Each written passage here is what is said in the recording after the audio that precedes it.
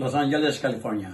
Malugod na tinanggap ng komunidad ng mga Pilipino ang pahayag matapos aprubahan ng Board of Library Commissioners ang dedikasyon ng Eco Park branch ng Los Angeles Public Library bilang pagpupugay sa tanyag na manunulat at makatang si Carlos Bulosan. Ang nasabing desisyon ay dumaan sa masusing proseso ng pampublikong konsultasyon sa kung saan nakatanggap ang lupon ng kabuang 121 na reaksyon o komento at lahat ay nagpapahayag ng buong suporta. Ayon kay Consul General Aurelio Angelito S. Cruz ng Los Angeles, ang pag-aalay ng nasabing pasilidad kay Bulosan ay isang angkop na parangal sa kanyang dakilang legasiya.